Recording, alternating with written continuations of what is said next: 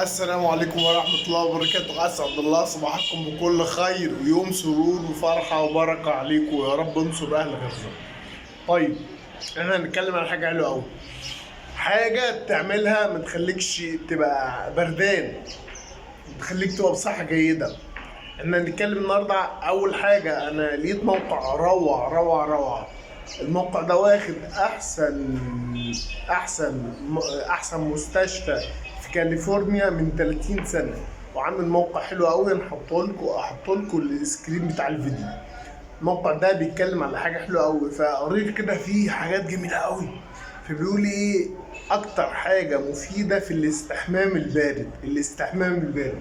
لو استحميت بميه باردة، اول حاجة ما تحسش بالبرد طول النهار، وده اللي حاصل. جو برد جدا جدا جدا، يعني كان برد من شوية وانا الحمد لله يعني ايه مش حاسس بالبرد خلاص. طيب، الاستحمام بالماء البارد اول حاجه مفيد للهضم. الحمام البارد بيحرق الدهون. معلومه غريبه دي قالها الدكتور كريم، بس يعني واحد. تاني حاجه، الاستحمام بالماء البارد بيخفض الضغط. بسيطه وحلوه عارفينها. الاستحمام بالماء البارد بينشط الدوره الدمويه، برضه عارفينها. بي بي بيضيع الاكتئاب. الاستحمام بالماء البارد دي الدراسات بتقول ان هو بيضيع الاكتئاب. انا احكي لكم عن تجربه شخصيه. انا كان ايام كورونا الواحد كان عنده تعب وزهق وكده. كنت لما اخش تحت الدش وساقع يعني انسى الموضوع ده، ويا ربي هو انا يعني الوقت ده وقت حلو قوي، وانا هفضل كده تحت الدش على طول باخد 5-6 مرات حمام. طيب، الحمام البارد علميا معمليا طبيا وش كده بيضيع الاكتئاب.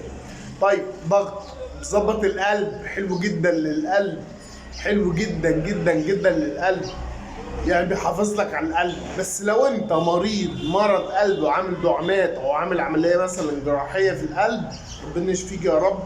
اسال الله العلي العظيم رب العرش العظيم الشفاء لكل المرضى. طيب، لا لما تخش عشان بيعمل شك كده. الحمام البارد حلو جدا جدا جدا. ازاي اعمل حمام البارد؟ ممكن تجيب قطع تلج وتحطها في البانيو وتحط نفسك في الحمام البارد. خلاص، دي حاجة.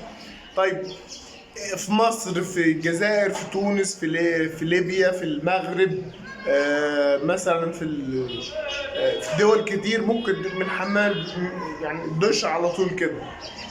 طب في السعوديه الجو حر قوي، حط حتت تلج في البانيو، او استخدم يعني جردل كده حط فيه شويه تلج خلاص. طيب، لو انا في بلد بارده اخد حمام بارد ازاي؟ ابدا بالتدريج يعني شويه. اول حاجه يعني زي ما بتغتسل كده، ابدا كده لو توضى. فلما تتوضى انت يعني اديت شك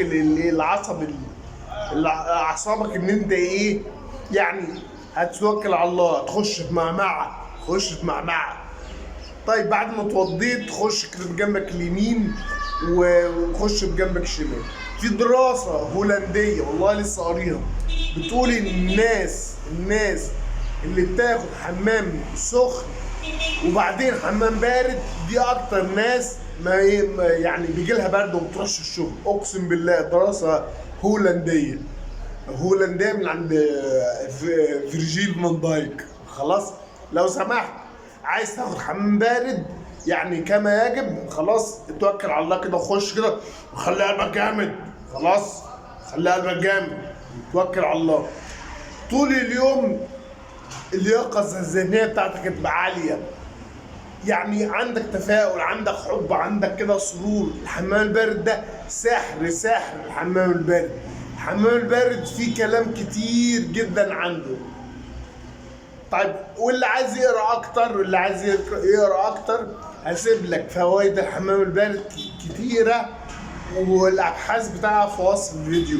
بص على وصف الفيديو كده. احنا ما بنتكلمش عن اي حاجه.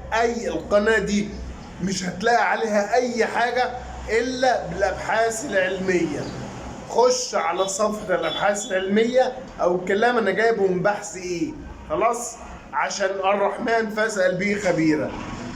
طبعا هبقى خبير ازاي في الحمام البارد؟ انا باخد كل يوم حمام بالبارد وجايب لك الدراسات خلاص عشان تصدق وعشان تستفيد. خلاص اتمنى ان انتوا تاخدوا حمام بارد، بس ما تزودوش عليا وانتوا بتاخدوا حمام بارد. في نهاية اليوم بعد ما تلاقي اليوم كويس يبقى ادعي لي ان شاء الله، وانتظروا مفاجأة ان شاء الله. سلام عليكم.